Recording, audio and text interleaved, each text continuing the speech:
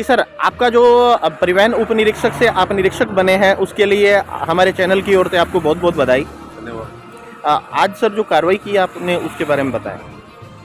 आज जो हमारे द्वारा जो कार्रवाई की गई है, मुख्य रूप से ओवरलोड वाहनों पे ये कार्रवाई की जा रही है। श्रीमान मुख्य सचिव महोदय के द्वारा जो वीसी में निर्देश दिए गए थे और श्रीमान कलेक्टर साहब के निर्देशानुसार जो हमें लक्ष्य दिए गए हैं कि ओवरलोड वाहनों पे कम से कम इतनी कार्रवाई तो होनी चाहिए, और उसके अलावा भी अधिक से अधिक जो वाहन ओवरलोड चल रहे हैं हम उन पर कार्रवाई कर रहे हैं। अभी मेरे के द्वारा आज दिनांक में 5 वाहन सीज किए गए हैं, जिसमें से 2 वाहन नमक में ओवरलोड पाए गए, जिसमें 45 टन ओवरलोड था और 45 टन ओवरलोड था। एक वाहन जिसमें ग्रिट है उसमें 20 टन ओवरलोड है। एक वाहन जिसमें 70 टन ग्रिट ओवरलोड है, और जिससे हमने 1,03,000 रुपये राजस्व वसूला है। और ऐसे ही एक सरसों ओवरलोड थी, उस वाहन को सीज किया गया है। एक और वाहन है, हम ये भी चेक कर रहे हैं कि ऐसे वाहन जो प्रवर्तन की कार्रवाई के दौरान हमसे बच के निकल जाते हैं या वो भाग जाते हैं और उनके ऑनलाइन चालान हो जाते हैं, और ऐसे चालान पेंडिंग रह जाते हैं तो वो भरते नहीं है। ऐसा एक ट्रेलर हमने सीज किया है, और उसके पिछले 2 सालों में 2022 और 23 के 2 सालों में 4 चालान उसके पेंडिंग है, तो जिससे हमारे 45,000 रुपये उसका राजस्व आने की उम्मीद है।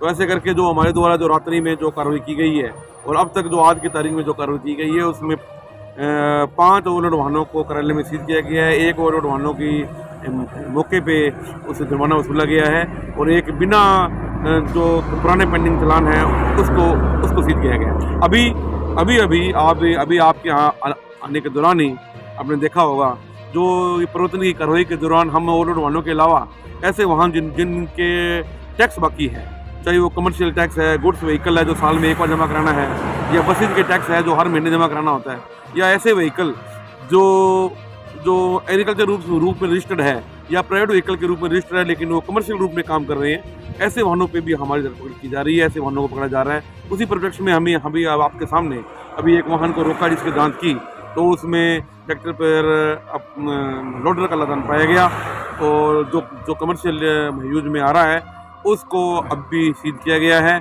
और दूसरा एक प्लांट है जिसे एग्रीकल्चर ट्रैक्टर उसे टो करके दूसरे प्लांट पे रतनगढ़ लेके जा रहा है, वो भी कमर्शियल एक्टिविटीज के अंदर है, जिसपे भी टैक्स दे बनता है, तो उससे भी टैक्स वसूला जाएगा। इस तरह हम हमारे राजस्व वसूली की तरफ बढ़ रहे हैं, और ये उम्मीद है कि हमारा राजस्व वसूली 31 मार्च से पहले ही हम उसको पूरा कर लेंगे। सर, वित्तीय वर्ष समाप्ति की ओर है, तो आपके लिए क्या विशेष प्रयास किए जा रहे हैं? विशेष प्रयास हमारे द्वारा हमारे श्रीमान जिला परिवहन अधिकारी साहब के नेतृत्व में 3 उड़न दस्तों का गठन किया गया है, जो 24 घंटे लगातार रोड पे मुख्य सड़कों पर रहकर प्रवर्तन की कार्रवाई कर रहे हैं, जिसमें एक फ्लाइंग सुबह काम करती है, एक दोपहर में काम करती है, और एक फ्लाइंग शाम को काम करती है, मतलब रात्रि काम करती है। और उसके दौरान भी जो राज्य सरकार की मंशा है कि जो ऐसे वाहन जो खान विभाग के नियमों का उल्लंघन कर रहे हैं, जिनकी रॉयल्टी नहीं है या जिनकी टिप्पी नहीं कटी हुई है, ऐसे वाहन हमारे पकड़ में आते हैं, तो उनको सीज करने के बाद हम खान विभाग को भी सूचना देते हैं। खान विभाग भी अपनी कार्रवाई करता है, तो खान विभाग भी लगातार कार्रवाई कर रहा है। तो सभी रेवेन्यू ओरिएंटेड जो डिपार्टमेंट है, श्रीमान जिला कलेक्टर साहब के नेतृत्व में उनकी डेली मॉनिटरिंग की जा रही है, और हम राजस्व लक्ष्य के अर्जन के लिए लगातार प्रयास करते हैं।